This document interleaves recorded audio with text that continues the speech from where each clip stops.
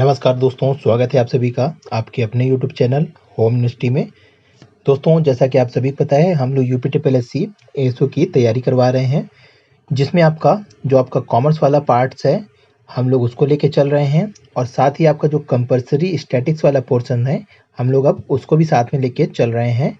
तो दोस्तों, ये दोनों चीज़ों की वीडियो आपको प्लेलिस्ट में जाके मिल जाएगी, आप वहां जाके देख सकते हैं। और साथ ही इस वीडियो के नीचे भी लिंक दिया गया है, तो आप वहां से भी देख सकते हैं।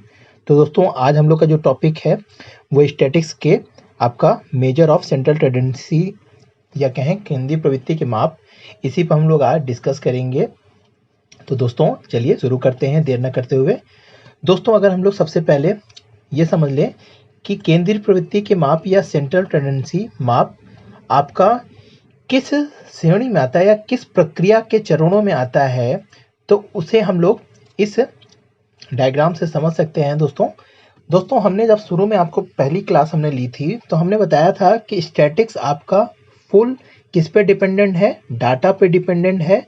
और अगर डाटा नहीं होगा तो स्टैटिक्स का एक कदम भी चलना मुमकिन नहीं है।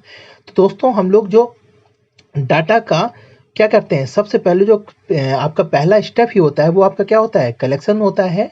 इस कलेक्शंस में क्या होता है, आपके पास बल्क मात्रा में क्या आ जाते हैं, बल्क मात्रा मतलब कि बहुत ही आपके पास ढेरों में डाटा आ जाते हैं, जिसका कोई भी प्रयोग हम लोग शुरू में ही नहीं कर सकते हैं, या कह सकते हैं हम लोग उस डाटा को तुरंत प्रयोग में नहीं ला सकते हैं, या हम लोग कह लें उस डाटा से हम लोग कोई डिसीजन नहीं ले सकते हैं। तो इसलिए हम लोग क्या करते हैं, उस डाटा को हम लोग क्या करते हैं, सबसे पहले ऑर्गेनाइज करते हैं। जो डाटा कलेक्ट किए हैं उसको हम लोग सबसे पहले, उसके बाद क्या करते हैं, ऑर्गेनाइज करते हैं। उसमें हमने बताया था कि हम लोग ऑर्गेनाइजेशन में क्या करते हैं, हम लोग सबसे पहले वैलिडेशन देखते हैं डाटा की, फिर उसकी एडिटिंग करते हैं, फिर उसकी हम लोग क्लासिफिकेशंस करते हैं, फिर हम लोग उसका क्या करते हैं, टेबल बना लेते हैं, टेबुलेशंस करते हैं। तो ये सारी चीज़ें हम लोग देख चुके थे। फिर हम लोगों ने आपको बताया था कि हम लोग ऑर्गेनाइज करने के बाद क्या करते हैं, प्रेजेंटेशंस करते हैं, या कहें कि हम लोग डाटा का क्या करते हैं, प्रस्तुतिकरण करते हैं। उसमें हमने बताया था कि डाटा का प्रस्तुतिकरण आपका दो तरीकों से होता है। पहला आपका क्या होता है, ग्राफिकल, या कह सकते हैं डायग्राम के हिसाब से, डायग्रामेटिक। और एक आपका क्या होता है, जैसे कि आपका ग्राफिकल वे में हमने बताया था, या बिंदु रेखी वे में। तो दो तरीकों से हम लोग डाटा को प्रेजेंट करते हैं। अब हम लोग यहाँ तक की चीजें क्या हुए, समझ चुके हैं कि कैसे हम लोग कलेक्शन करते हैं, कैसे हम लोग ऑर्गेनाइज करते हैं डाटा को, कैसे हम लोग प्रेजेंटेशन करते हैं। अब बात आती है कि हम लोग जो ये सब प्रक्रिया कर चुके हैं, उसके बाद की प्रक्रिया क्या होती है, आपकी एनालिसिस की प्रक्रिया होती है, या विश्लेषण की प्रक्रिया होती है। तो हमने जो डाटा प्रस्तुतिकरण कर दिया है, अब उसी डाटा का हम लोग क्या करेंगे, विश्लेषण करेंगे। और उसमें से कुछ तथ्य या कुछ फैक्ट निकाल के सामने जब रखेंगे, तो उसी तथ्य या फैक्ट का क्या होगा, इंटरप्रिटेशंस होते हैं। और उस इंटरप्रिटेशंस के हिसाब से हम लोग क्या करते हैं, अपना डिसीजन या फॉरकास्टिंग या कोई फॉरकास्ट करने का डिसीजन लेते हैं। तो दोस्तों, यहाँ पे हमको बस यहाँ पे एक चीज ही समझाना था कि एक क्वेश्चन जनरली हमने देखा है कि ये क्वेश्चन आता है कि मेजर ऑफ सेंट्रल टेंडेंसी किस स्टैटिक्स के किस प्रक्रिया का पार्ट है। तो वहां पे आप लोग ध्यान दीजिएगा, ये आपके एनालिसिस का पार्ट है, जहां पे हम लोग तथ्यों का विश्लेषण जहां करते हैं, डाटा का विश्लेषण जहां करते हैं, वही पार्ट में हम लोग इसको रखते हैं। और इसी के अंतर्गत, एनालिसिस के अंतर्गत आपके बहुत से कार्य आते हैं। जैसे कि आपका यहाँ पे एक कार्य हमने अभी बताया है, मेजर ऑफ सेंट्रल टेंडेंसी, जिसकी आज हम लोग यहाँ पे चर्चा भी करने वाले हैं। साथ ही आपके इसके बाद हम लोग जो पढ़ने वाले हैं डिस्पर्सन्स वगैरह, वो भी आपके इसी के पार्ट है। स्क्यूनेस वगैरह, रिग्रेशन वगैरह, आपका मल्टी रिग्रेशन वगैरह, कोरिलेशंस वगैरह, ये सारी चीजें किसके अंतर्गत आते हैं, एनालिसिस के ही अंतर्गत आते हैं। तो आप लोग इस चीजों को ध्यान में रखिएगा। तो दोस्तों, आशा करते हैं ये चीज आपको समझ में आ गई होगी। आगे अगर हम लोग देख लें कि केंद्रीय प्रवृत्ति के माप क्या है, अगर वास्तव में अब हम लोग केंद्रीय प्रवृत्ति माप को समझ ले कि क्या होता है केंद्रीय प्रवृत्ति का माप, तो दोस्तों, केंद्रीय प्रवृत्ति का माप का यही एक सिंपल सा लॉजिक आप समझ लीजिए कि जब समांक माला या आपके पास जो भी डाटा है, उस डाटा का हम लोग एक ऐसा वैल्यू निकाल लें, या एक ऐसी वैल्यू का पता कर लें जो सभी डाटाओं का क्या करे, रिप्रेजेंटेशन करे, या कह सकें उसका प्रतिनिधित्व करे। तो वही क्या होती है, आपकी सेंट्रल टेंडेंसी होती है। सेंट्रल टेंडेंसी का अगर आप शाब्दिक शाब्दिक अर्थ समझेंगे तो सेंट्रल टेंडेंसी का यही होता है कि किस वैल्यू की सबसे ज्यादा क्या है घनत्व, या कह सकते हैं सबसे ज्यादा डेंसिटी किसकी ज्यादा अधिक है। अगर आप लोग साइंस के हिसाब से समझिए या इसको लॉजिकल वे में समझिए तो सेंट्रल टेंडेंसी का शाब्दिक अर्थ यही निकलता है। बट यहाँ स्टैटिस्टिक्स में अगर हम लोग समझे तो हम लोग जो समांक माला जो होती है या हमारी जो डाटा होती है, हम लोग काम डाटा पे ही करते हैं। फिर जो वो डाटा होती है उस डाटा में हम लोग एक ऐसी वैल्यू का क्या करते हैं पता निकालते हैं जो क्या करे सभी डाटाओं का, जो भी डाटा है सभी डाटाओं का क्या करे रिप्रेजेंट करे, या कह सकते हैं कि वो सभी डाटाओं का क्या करे प्रतिनिधित्व करे। तो उसी को हम लोग क्या बोलते हैं मेजर ऑफ सेंट्रल टेंडेंसी। अगर हम लोग इसकी एक डिफिनेशन पढ़ लें कि ये लिखा हुआ है, देखिए जैसे कि and measures of central tendency a single value, एक ऐसी वैल्यू होती है सिंगल वैल्यू होती है जो विद इन द रेंज मतलब दोस्तों कि जो भी आपकी समांक माला होगी या डाटा होगी वो एक रेंज क्या होती है, एक लोअर रेंज होती है और एक क्या होती है आपकी सबसे हाईएस्ट रेंज होती है।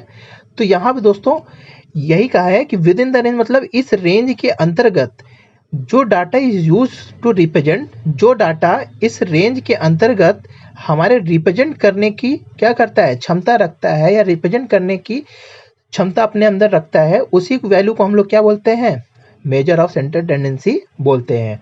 तो आप लोग आशा करते हैं ये चीज समझ गए होंगे। अगर दोस्तों हम लोग एक सिंपल सा एग्जांपल लेके चले कि जैसे कि आपके गांव मोहल्ले शहर जो भी है उस मोहल्ले में क्या होता है सभी लोग का क्या करता है, कोई एक व्यक्ति होता है जो क्या करता है हमारी बातों को कहाँ रखता है संसद में, विधानसभा में या कानून बनाने में हमारी बातों को क्या करता है पटल पे रखता है।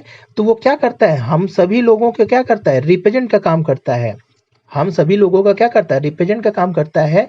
या कहने का तात्पर्य क्या है कि हम सभी के विचारों को क्या करता है अपने विचारों में समा के वो प्रकट करता है कि इस एरिया के क्या मेन विचार हैं या क्या मेन सिद्धांतवादी लोग, किस सिद्धांतवादी के लोग यहाँ पे लोग रहते हैं। तो दोस्तों यही चीज क्या होता है सेंट्रल टेंडेंसी के मेजर्स में होता है, जब हम लोग जो डाटा कलेक्ट करते हैं उसमें से एक ऐसा डाटा को हम लोग लेते हैं जो क्या करे वो लोअर रेंज का भी और अपर रेंज का दोनों का क्या करे प्रतिनिधित्व करे, तो वो क्या कहलाता है आपका मेजर ऑफ सेंट्रल टेंडेंसी कहलाती है। तो दोस्तों ये एक सिंपल सा चीज है। अब अगर हम लोग इसकी थोड़ी सी एक चीज और समझ लें, इसको हम लोग सेंट्रल टेंडेंसी को जो ये आपका रिप्रेजेंटेटिव वैल्यू होती है इसी कारण हम लोग इसको क्या कहते हैं टिपिकल वैल्यू भी बोलते हैं या कहें प्रतिरूप वैल्यू।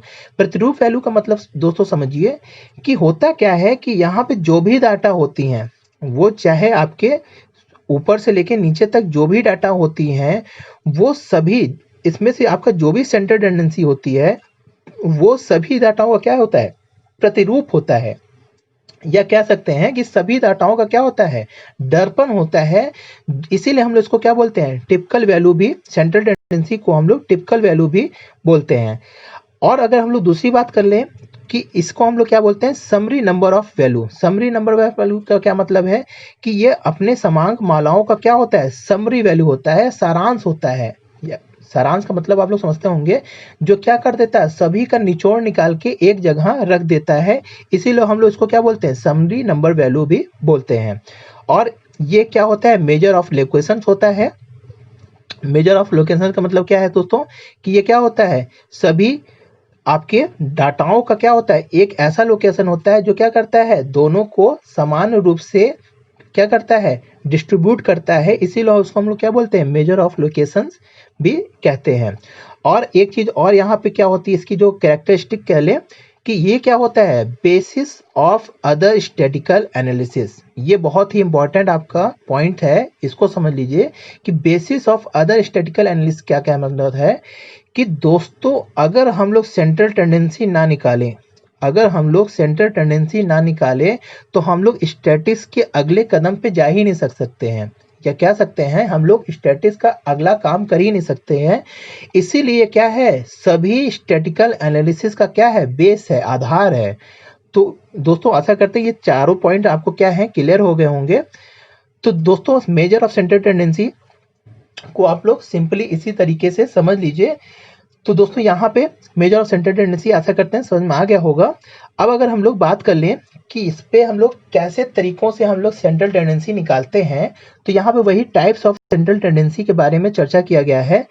दोस्तों होता क्या है कि सेंट्रल टेंडेंसी को हम लोग 3 मुख्य रूपों से कैलकुलेट करते हैं, या इसका हम लोग कैलकुलेशन 3 आधारों के आधार पर करते हैं। पहला एक होता है पोजीशन के आधार पर। पोजीशन के आधार का मतलब क्या है कि जैसे हमने क्या बताया था कि आपको अभी हमने बताया कि हर समांक माला या डाटा के क्या होते हैं, एक लोअर रेंज होती है, एक अपर रेंज होती है। इस लोअर और अपर रेंज में हम लोग क्या करते हैं, पोजीशन के आधार पे जब हम लोग क्या निकालते हैं, सेंट्रल टेंडेंसी निकालते हैं, तो हम लोग क्या करते हैं, स्थिति के आधार पर जब निकालते हैं तो उसको हम लोग कैसे कैलकुलेट करते हैं, एवरेज ऑफ पोजीशन के आधार पर हम लोग निकालते हैं। इसमें हम लोग जो जनरली 2 चीज को रखते हैं, आपका मोड क्या है, आपका पोजीशन या एवरेज ऑफ पोजीशन के अंतर्गत आता है, और मीडियन भी आपका क्या है, हम लोग पोजीशन के हिसाब से ही क्या करते हैं, मीडियन को निकालते हैं। यहाँ पे दोस्तों एक चीज ये ध्यान दीजिएगा, कभी कभी क्वेश्चंस पेट क्वेश्चन जैसे कभी कभी आ जाते हैं कि मोड किस आपके टाइप्स या सेंट्रल टेंडेंसी किस टाइप में आता है, average of position, mathematical average, business average, या इनमें से कोई नहीं। तो कभी कभी ऐसा भी क्वेश्चन देखा गया है। तो यहाँ पे इसीलिए हमने इसको अलग अलग बाइफरकेट किया हुआ है कि आपको चीजें माइंड में क्लियर बनी रहें। तो यहाँ पे मोड और मीडियन आपका कैसा होता है, आपके स्थिति माध्य होते हैं, या स्थिति के आधार पर पोजीशन के हिसाब से हम लोग इसको सेंट्रल टेंडेंसी कैलकुलेट करते हैं। दूसरा अगर हम लोग देख लें दोस्तों, तो दूसरा आपका एक होता है मैथमेटिकल एवरेज या गणितीय माध्य, जिसमें हम लोग क्या करते हैं, गणितीय सूत्रों का प्रयोग करके हम लोग सेंट्रल टेंडेंसी निकालने की कोशिश करते हैं। दोस्तों यहाँ पे एक चीज, यहाँ पे हम लोग एवरेज पोजीशन में पॉइंट अगर आप याद रखिएगा कि एवरेज पोजीशन क्या होता है, हर जगह हम लोग इसका एनालिसिस करने के प्रयोग में नहीं होते हैं। जैसे कि हमने अभी बताया था कि जो आपका सेंट्रल टेंडेंसी होता है वो क्या होता है, बेसिस ऑफ स्टैटिकल एनालिसिस होता है। पर कभी कभी क्या होता है, मोड और मीडियन जो होते हैं वो आपके आगे स्टैटिकल एनालिसिस में काम करने योग्य नहीं होते हैं, या कह सकते हैं हम लोग उस पर आगे काम करने के लायक नहीं रहते हैं। इसीलिए आपका हम लोग जो मैथमेटिकल एवरेज होता है वो हम लोग ज़्यादा प्रीफर करते हैं। और ये क्या होते हैं, ये जितने भी आपके एवरेज निकाले जाते हैं मैथमेटिकल एवरेज में, वो आपका स्टैटिकल एनालिसिस करने में बहुत ही इंपॉर्टेंट रोल निभाते हैं एज अ सेंट्रल टेंडेंसी के रूप में। तो दोस्तों मैथमेटिकल एवरेज में हम लोग 4 एवरेज को निकालते हैं। पहला आपका क्या है, अर्थमेटिक मीन, जिसे हम लोग सिंपल में क्या कहते हैं, मीन ही बोलते हैं, जिसे हम लोग अर्थमेटिक एवरेज भी बोलते हैं। इसी को हम लोग मीन भी, साधारण मीन या कह सकते हैं साधारण माध्य भी बोलते हैं। एक होता है आपका जियोमेट्रिक एवरेज, और एक होता है आपका हार्मोनिक एवरेज, और एक होता है क्वाड्रेटिक एवरेज होते हैं। तो गणितीय माध्य में आपके 4 माध्य होते हैं, अर्थमेटिक, जियोमेट्रिक, हार्मोनिक और क्वाड्रेटिक एवरेज होते हैं। तो इस तरीके से दोस्तों मैथमेटिकल एवरेज में जैसे आपने देखा, उसी तरह आपका एक एवरेज बिजनेस एवरेज होता है या व्यापारिक माध्य होता है।